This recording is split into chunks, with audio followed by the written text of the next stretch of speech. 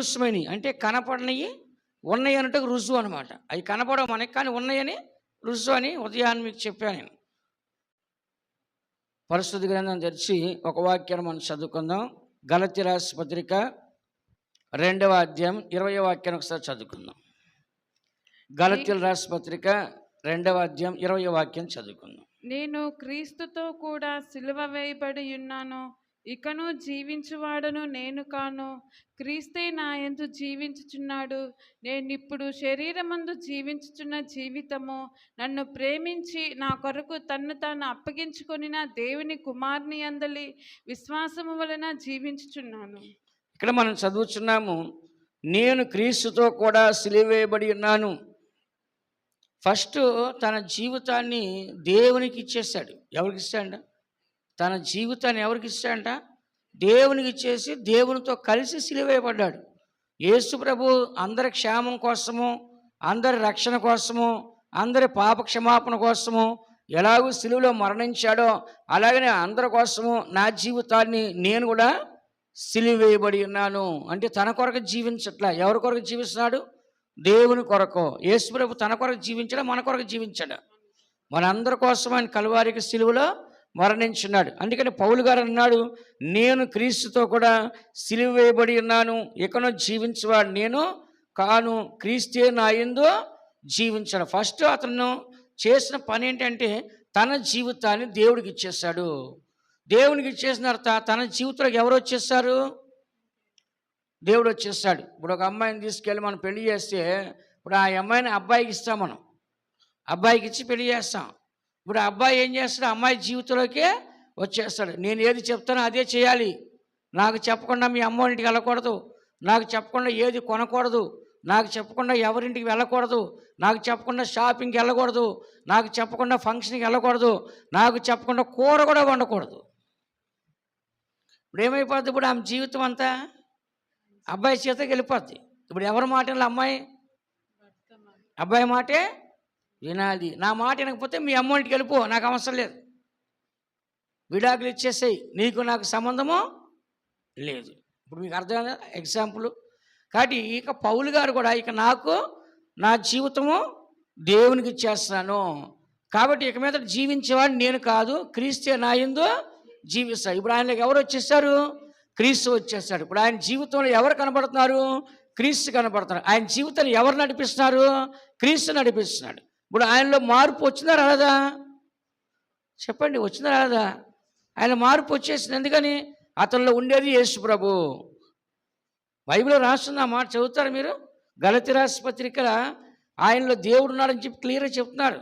గలతీ రాసిన పత్రిక 4వ అధ్యాయము 19వ వాక్యం చదవండి. నా పిల్లలారా, ఆగండి 4వ అధ్యాయము 14వ వాక్యం చదవండి. అప్పుడు నా శరీరములో మీకు శోధనగా ఉండిన దానిని బట్టి నన్ను మీరు తృణీకరింపలేదు, నిరాకరింపనైనను లేదు, కానీ దేవుని దూత వలెను క్రీస్తు యేసు వలెను నన్ను అంగీకరించితిరి. ఇక్కడ మనకి పౌలు గారు చెప్తున్నారు, ఆయనకి చాలా భయంకరమైన కంటి వ్యాధి ఉంది. కంటిని చూస్తే ఎప్పుడు రసికారత ఉండదు, ఎప్పుడు ఈగలు ముసురుకుంటాయంట. అలాంటి వ్యాధి ఉన్నప్పటికీ ఆ సేవకుని వాళ్ళు ఏం చేయంట? తృణీకరించలేదంట, నిరాకరించదంట. ఈ జనాల్లో మనం అట్లాంటి వాళ్ళకి గనపరుస్తామా? సూటు బూట్ వేసుకొని టై కట్టుకొని టక్ చేసుకొస్తే అప్పు పెద్ద పాస్ట్ గారండి అంటాం మనం. ఏదో ఒక పేదవాడు పాపం శంకలో బైబిల్కి వస్తే మనం మర్యాదిస్తామా? కింద నుంచి పైదా చూస్తాం, అసలు లెక్క చేయం మనం. కానీ ఇక్కడ ఏమన్నాడంటే, నేను అంత జబ్బుతో ఉండి ఈగలు ముసురుతూ కంట్లో రసి కారుతూ ఉంటే మీరు అందరూ కూడా నన్ను నిరాకరించలేదు, నన్ను తునీకరించలేదు, కానీ ఏమన్నాడు ఆయన? దేవుని దూత వలెను క్రీస్తు యేసుని వలె నన్ను అంగీకరించితిరి. అంటే ఇప్పుడు ఆయన ఎలా కనపడుతుందంట? దేవ దూత వలె కనపడుతున్నాడు, క్రీస్తు యేసు వలె కనపడుతున్నాడు. ఇప్పుడు ఆయనలో ఆయన ఉన్నాడా? పౌలు గారు ఉన్నారా? పౌలు గారిని చూస్తాడు, పౌలు గారు కనపడుతున్నాడా? ఎవరు కనపడుతున్నారు? దేవదూత కనపడుతుంది, యేసు ప్రభు కనపడుతున్నాడు. కాబట్టి మనం కూడా బాప్తిసం పొందిన తర్వాత ఇదే గలతీ రాసిన పత్రికలో 3వ అధ్యాయంలో 27వ వాక్యం రాస్తుంది, క్రీస్తులోనికి బాప్తిసం పొందిన మీరందరూ క్రీస్తుని ధరించుకున్నారు. ఎప్పుడైతే మనం బాప్తిసం పొందుతున్నామో మన పాత స్వభావాలు చచ్చిపోవాలి, పాత అలవాట్లు చచ్చిపోవాలి, పాత జీవితం చచ్చిపోవాలి, పాత చెడు కార్యాలు చచ్చిపోవాలి, పాప జీవితం చచ్చిపోవాలి. మనలో ఎవరు కనబడాలి? యేసుప్రభు కనబడాలి. బైబిల్ పట్టుకున్నామంటే యేసుప్రభు కనబడాలి. బాప్తిసం తీసుకున్నామంటే యేసుప్రభు కనబడాలి. ప్రార్థన చేస్తున్నామంటే యేసుప్రభు కనబడాలి. మనలో కనబడాల్సింది ఎవరు? యేసుక్రీస్తు మాత్రమే. మనలో మనుషులు కనబడకూడదు, క్రూరత్వం కనబడకూడదు, మూర్ఖత్వం కనబడకూడదు, కఠినత్వం కనబడకూడదు, విరోధం కనబడకూడదు, ద్వేషం కనబడకూడదు, పగలు కనబడకూడదు, శత్రుత్వం కనబడకూడదు, అసూయలు కనబడకూడదు. మనలో ఎవరు కనబడాలి? యేసుప్రభు మనలో ఉంటే ఇవన్నీ ఉంటాయా? ద్వేషము, పగ, శత్రుత్వం, విరోధము, అసూయ ఇవన్నీ ఉంటాయా? ఉండవు. అందుకని మనలో ఎవరు ఉండాలంట?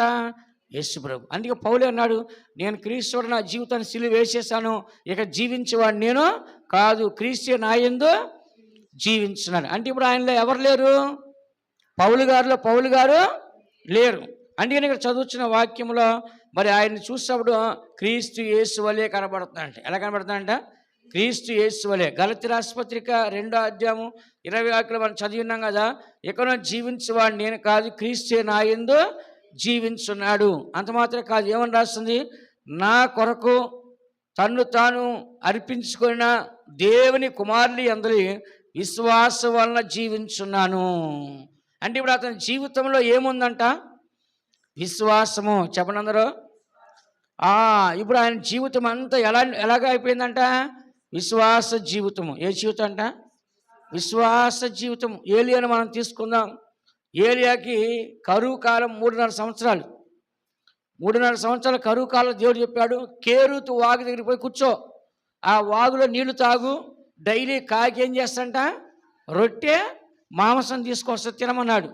చాలా కాలం తిన్నాడు. ఆ తర్వాత చెప్పాడు దేవుడు, ఇక్కడి నుంచి నువ్వేం చేయాలి? సారేపతికి వెళ్ళు, అక్కడ వెధవరాలు ఉంటుంది, అక్కడ ఆమెకి ఆజ్ఞాపిస్తా అని చెప్పాడు. అక్కడికి వెళ్తే వెధవరాలు ఏం చేస్తుంది? కొంచెమే పిండి ఉంది, కొంచెం నూనె ఉంది. ఏలియా చెప్పాడు, ముందు నాకు చేసుకొని రా అని చెప్పాడు. చేసుకొచ్చింది. అలాగనే తొట్టిలో పిండి కానీ బుడ్డిలో నూనె కానీ అయిపోలేదు. అలాగే ఏలియా జీవితంలో ఏమి లేదు. ఇది నన్ను మనం చూసినట్లయితే బ్యాంకులో డబ్బులు ఉంటున్నాయి మనకి, ఇంటి నిండా సరుకులు ఉన్నాయి, నెల సరుకులు, ఒంటి నిండా బంగారం ఉంటుంది మనకి, బ్యాగులో లేకపోతే జేబులో ఎప్పుడు డబ్బులు ఉంటాయి మన దగ్గర కదా, బీరువాలో డబ్బులు ఉంటాయి మనకి. కానీ ఏలియాకి ఏమైనా ఉందా? ఏలియా దగ్గర ఏమైనా ఉందా? ఏమి లేదు, ఏమి లేదు ఆయన దగ్గర. విశ్వాసం మాత్రం ఉంది ఆయన దగ్గర. ఏముందంట? అందుకని మనకి లోకంలో ఏమి లేదని మనం బాధపడద్దు. ఈ లోకంలో మనకి ఏమీ లేదని బాధపడద్దు. విశ్వాసం అంటే అదే ధనము. విశ్వాసం వల్ల మనకు అన్నీ కలుగుతాయి. కాబట్టి ఈ లోకంలో ఏమీ లేదని బాధపడద్దు. యాకోబు రాసిన పత్రిక 2వ అధ్యాయం 5వ వాక్యంలో స్పష్టంగా ఈ మాట రాస్తుంది. ఏమీ లేదని మీరు బాధపడద్దు, విశ్వాసం ఉంటే చాలు, మీరు గొప్ప ఐశ్వర్యవంతులే. 2:5. నా ప్రియ సహోదరులారా ఆలకించుడి. ఈ లోక విషయములో దరిద్రులైన వారిని విశ్వాసమందు భాగ్యవంతులుగాను తను ప్రేమించు వారికి తన వాగ్దానమును చేసిన రాజ్యమునకు వారసులుగాను ఉండుటకు దేవుడు ఏర్పరచుకొనలేదా? చూసారు, ఇక్కడ రాస్తుంది, ఈ లోకములో లేకుంటే ఈ లోక విషయంలో మీరు దరిద్రులైన వారుగా కనపడినప్పుడు మీ యొక్క విశ్వాసం వల్ల మీరు భాగ్యవంతులు. అంటే ఏంటి? ఐశ్వర్యవంతులు. విశ్వాసం వల్ల భాగ్యవంతులు అంటే ఐశ్వర్యవంతులు. అందుకని మనం అందరం ఈ లోకంలో దరిద్రులు ఉండొచ్చు, డబ్బు లేకపోవచ్చు, ఐశ్వర్యం లేకపోవచ్చు, లేకుంటే కోటీశ్వరులుగా ఉండకపోవచ్చు. కానీ దేవుడు ఏమన్నంటే ఈ లోకం విషయంలో మీరు దరిద్రులై ఉండొచ్చు, కానీ విశ్వాసవంతు భాగ్యవంతులుగాను దేవుడు ప్రేమించిన వారికి తాను వాగ్దానం చేసిన రాజ్యమునకు మిమ్మల్ని వారసులుగా దేవుడు ఏర్పరచుకోలేదా? ఈ లోకమంతా నశించిపోద్ది, ఈ లోకంలో ఉన్నాయన్నీ నాశనం అయిపోతాయి, కానీ దేవుడు మిమ్మల్ని ప్రేమించాడు కదా, దేవుడి రాజ్యాన్ని మిమ్మల్ని వారసులుగా చేశాడు కదా. అంతకంటే గొప్పది ఏం కావాలి? అంతకంటే గొప్పది ఇంకొకటి అవసరం. మనం అనుకుంటాం మనకు పెద్ద ఇల్లు లేదే, మనకి పెద్ద కారులు లేవే, మనకి డబ్బు లేదే, మనకి ఆస్తులు లేవే, ఒంటినిండా బంగారం లేదే అని మనం బాధపడుతుంటాం. అవన్నీ ఒక దినాన మట్టిలో కలిసిపోతాయి. విన్నారా? మన శరీరం కూడా మట్టిలో కలిసిపోద్ది, కానీ మన ఆత్మ మాత్రం వెళ్ళాలి పరలోకానికి. లేదు, ఆత్మ పరలోకానికి వెళ్ళలేదంటే పాతాళానికి వెళ్ళిపోద్ది. అందుకని దినాల్లో ఈ లోకము లేదని బాధపడొద్దండి. ఈ లోకం మన వెనకాల రాదు. ఇప్పుడు ఒక మనిషి ఉన్నాడు, ఆ మనిషి చచ్చిపోయాడు, 100 సవర్ల బంగారం ఉంది, 100 కోట్లు ఆస్తుంది, వెనకాల వస్తుందా? చెప్పండి, వస్తుందా? వెనకాల వస్తుందా? రాదు. రేపు చనిపోయిన తర్వాత నీ బంగారు నీ సమాధులు వేస్తారా? వెయ్యరు. నీ డబ్బు నీ సమాధులు వేస్తారా? వెయ్యరు. కాబట్టి దేవుని బిడ్డలారా, మనము డబ్బు శాస్త్రం కాదు. రాజీవ్ గాంధీ ఫారెన్లో చదువుకున్నాడు, ఇటలీలో. రాజీవ్ గాంధీ అప్పుడు అతను వాళ్ళ ఫ్రెండ్స్ అందరినీ ఇండియాకి తీసుకొచ్చాడంట. తీసుకొచ్చినప్పుడు నెహ్రూ గారు వాళ్ళ తాతగారు కదా, అప్పుడు వాళ్ళందరూ అడిగారంటే మీ తాతకి ఎంత ఆస్తుందని అడిగాడంట. ఈయన పోయి అడిగాడంట వాళ్ళ తాత మన డబ్బు ఎంత ఉంది, మనకి ఎంత ఆస్తుందని అడిగాడంట. అప్పుడు ఆయన ఏం చేశాడంటే తీసుకొచ్చి ఆ రూముల నిండా డబ్బు కట్టలని చూపించాడంట. చూసి ఆశ్చర్యపోయారు, ఇంత డబ్బు ఉందని. అప్పుడు వచ్చిన వాళ్ళందరికీ అప్పట్లో ఉన్న డబ్బు నోట్లు పెట్టి పొయ్యిలో పెట్టి టీ కాసి ఇచ్చారంట డబ్బులతో. ఇదేంటంట, ఆ డబ్బుల్ని పొయ్యిలో పెట్టి టీ కాసి ఇచ్చారంట. ఆ డబ్బులతో కాసారు, కట్టి పుల్ల పెట్టల. డబ్బు ముఖ్యం కాదు. ఎవరు ముఖ్యం? మనకి విశ్వాసం మనకు ముఖ్యం. విశ్వాసం లేకుండా దేవునికి ఇష్టలేనట అస్సాది. విశ్వాసం లేకుండా ఎన్నుండి ఏం ప్రయోజనం?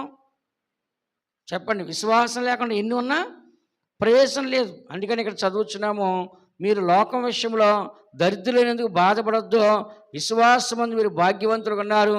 దేవుడు ప్రేమించిన వారికి తాను వాగ్దానం చేసిన దేవుని యొక్క రాజ్యానికి దేవుడు మనల్ని వారసులుగా ఉంటాక మనల్ని ఏం చేస్తాడంట? ఏర్పరచుకున్నాడు. కాబట్టి ఈ లోకంలో ఏం లేని బాధపడొద్దండి. ఉన్నా నువ్వు ఒకరోజు వదిలేయాల్సిందే, లేకపోయినా వదిలేయాల్సిందే. ఉంటే ఏం పట్టుకుని వెళ్ళవో, లేకపోయినా అలా. డబ్బు ఉన్నా నరకానికి పోతావు, డబ్బు లేకపోయినా నరకానికి పోతావు. కానీ నీవు విశ్వాసం ఉంటే మాత్రం పరలోకానికే పోతావు. అందుకని మనము డబ్బు ఉన్న వాళ్ళని చూసి మనం అతిశయపడొద్దండి. ఎందుకంటే అది శాస్త్రం కాదు. డబ్బున్న వాళ్ళు చూడండి, కొట్లాట్లు, గొడవలు, హత్యలు, ఏంటి ఆత్మహత్యలు, మరి సీసీ కెమెరాలు కుక్కలు పెట్టుకుంటున్నారు, ఏంటి బాడీ గార్డులు పెట్టుకున్నారు, గన్మ్యాన్లు పెట్టుకున్నారు, ఎన్నెన్నో భయాలు. రాత్రి అవగానే మందు తాగుతారు ధైర్యం కోసమో, ఏంటి ఎంతోమంది ఎంతో భయపడుతున్నారు. ఉండి ఏం ప్రయోజనం? చెప్పండి, ఉండి ప్రయోజనం ఉందా? ఈ రోజుల్లో డబ్బు కోసం మనుషులు ఏం చేస్తున్నారు? ఇళ్ళకాడకు వచ్చి బెదిరించి డబ్బులు లాక్కున్నారు, బంగారం లాక్కున్నారు, రోడ్డు మీద వెళ్తే ఏటీఎంకి వెళ్తే కార్డు లాక్కుంటున్నారు. ఇంట్లో ఒంటరిగా ఉంటే నీళ్ళ క్యాన్ పట్టుకొచ్చో, గ్యాస్ బండ్ పట్టుకొచ్చో, తలుపు కొట్టి కత్తి పెట్టి బంగారం తీసుకెళ్తున్నారు. ఇట్లాగా ఎక్కడ చూస్తే కూడా ధనవంతుడికి ఏముందంట? భయము. కనీసం ఒక ఫోన్ పట్టుకుని రోడ్డు వెళ్తే బైక్లో వచ్చే ఫోన్ లాక్కెళ్ళిపోతున్నారు. మెడలో గోల్డ్ చైన్ వెళ్తుంటే బండి మీద వచ్చి మెడలో చైన్ లాక్కెళ్ళిపోతున్నారు. అంటే ఎంత దుర్మార్గంగా దిగజారిపోయారు మనుషులు చూడండి. కాబట్టి ఏది ఉన్నా కూడా మనకు కీడువే, వాటి వల్ల మనకు మేలు అనేది జరగదు. అందుకని దేవుని బిడ్డలైన మనము ఈ యొక్క గలతీ రాసిన పత్రిక 2వ అధ్యాయం 20వ వాక్యం మనం చదువుతున్నాము. నా కొరకు రాసిన చూడండి, నన్ను ప్రేమించి నా కొరకు తన్ను తాను అప్పగించుకున్న దేవుని కుమారులు అంతలే విశ్వాసం వలన జీవించున్నాను. కాబట్టి మనం ఎవరి యందు విశ్వాసం వలన జీవించాలి? దేవుని కుమారుడు ఎవరంటే ఆయన? యేసుక్రీస్తు. కాబట్టి మన అందరం కూడా యేసుక్రీస్తుని మనం అడగాలి, యేసుక్రీస్తు అడిగి మనం పొందుకోవాలి. యేసుక్రీస్తు యొక్క నామముల విశ్వాసం అనేది మనకే కనపడాలి. చాలామందికి ఏం లేదంట, విశ్వాసం అనేది లేదు. అందుకని గలతీ రాసిన పత్రిక 3వ అధ్యాయం 12వ వాక్యం చదవండి. ధర్మశాస్త్రము విశ్వాస సంబంధమైనది కాదు, కానీ దాని విధులను ఆచరించువాడు వాటి వల్లనే జీవించును. 12వ వాక్యం చదవండి. సరే, నీతిమంతుడు విశ్వాసం మూలంగా జీవించును. ఎవరంట? నీతిమంతుడు ఎలా జీవిస్తాడంట? విశ్వాసం మూలముగా జీవించును. కాబట్టి మనం మారు మనసు పొంది, పాపక్షమా పొంది, బాప్తిస్మం పొంది, యేసు రక్తంతో కడగబడిన తర్వాత మనం ఎవరమంట? నీతిమంతులమి. నీతిమంతులైన వారు ఏ పాపం లేదు. కాబట్టి ధైర్యంగా దేవుని అడగాలి. తప్పు చేసేవాడు దేవుని అడగగలడా? తప్పు చేసేవాడు ధైర్యంగా ప్రార్థన చేయగలడా? తప్పు చేసేవాడు ధైర్యంగా దేవుని దగ్గర పొందగలడా? పొందలేరు. కాబట్టి తప్పు చేసేవాడు తెలుసు, నేను తప్పు చేస్తాను కాబట్టి నేను ప్రార్థన చేస్తే దేవుడు నా ప్రార్థన ఆలకించడు అని ఒక భయం ఉంటుంది. కానీ నీతిమంతుడికి భయం ఉంటుందా?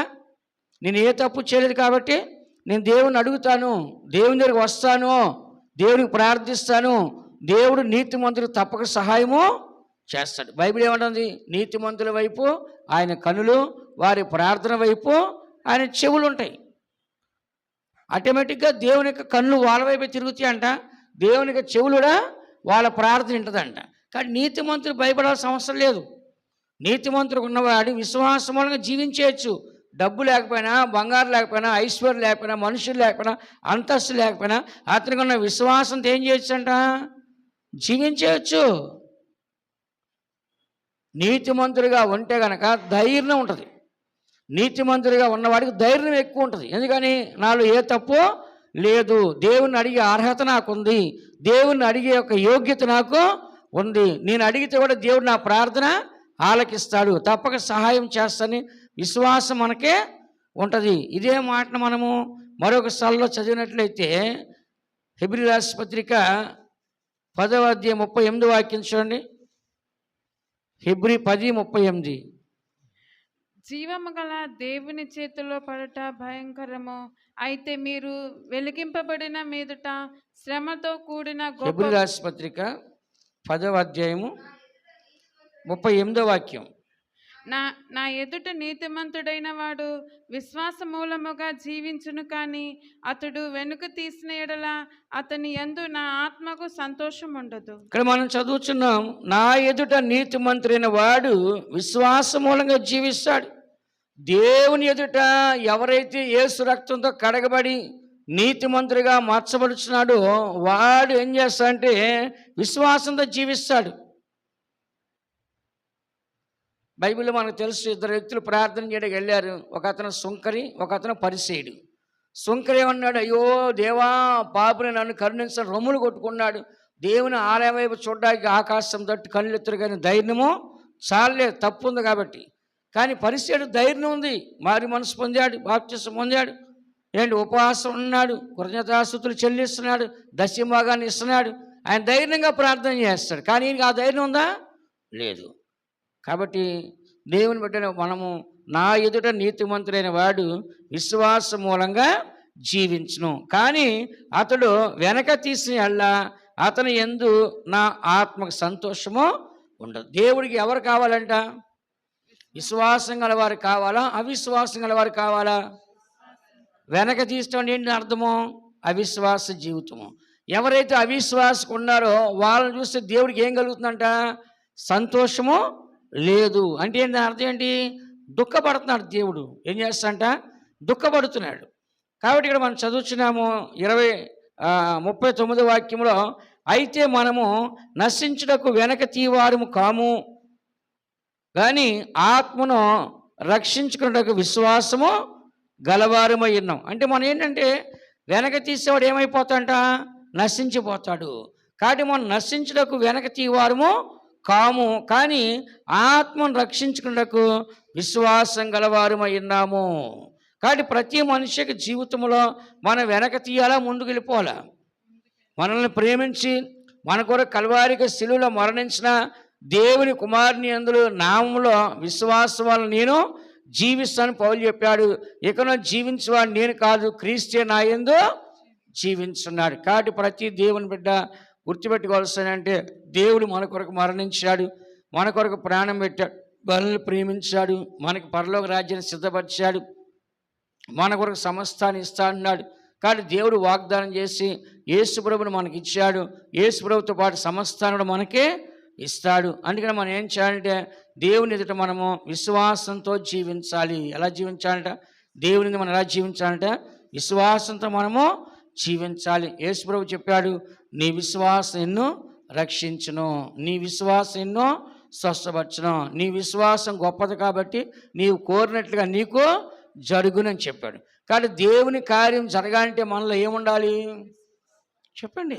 విశ్వాసం ఉండాలి. రక్షణ కలగాలంటే విశ్వాసం ఉండాలి, స్వస్థత కలగాలంటే విశ్వాసం ఉండాలి, మనం అడిగినవి అన్నీ మనం పొందుకోవాలంటే ఏముండాలి? విశ్వాసం ఉండాలి. దేవుని యొద్దకు వచ్చేవాడు ఆయన ఉన్నాడనియు, ఆయన యొద్దకు వచ్చేవాడికి ఆయన దయచేవాడనియు నమ్మవలను కదా. అంటే ఏంటి? దేవుని యొద్దకు వచ్చేవాడికి ఏముండాలి? విశ్వాసం ఉండాలి. విశ్వాసం లేకుండా వస్తే దేవుడు ఏం చేస్తాడు? చేయడు. విశ్వాసంతో వస్తే దేవుడు కార్యాన్ని చేస్తాడు. అందుకని మనం చివరి దినాలకు వచ్చిన మన అవిశ్వాసపడకుండా, సందేహపడకుండా మరి వెనక్కి తీసేవారుగా కనబడకుండా మనం ముందుకు సాగిపోవాలి. చివరి దినాల్లో భ్రష్టత్వం సంభవిస్తుంది, విశ్వాసం పాడైపోతుంది.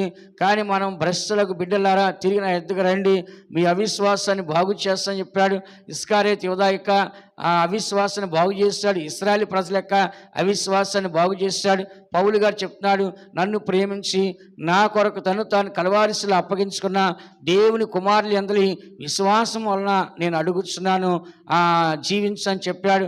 పేతురు, యోహాను, యాకోబు కూడా కుంటివారిని చూసి వెండి బంగారాలు మా దగ్గర లేవు, మాకు కలిగిందే నీకు ఇస్తున్నా, యేసు నామములో లేచే నడు అన్నాడు.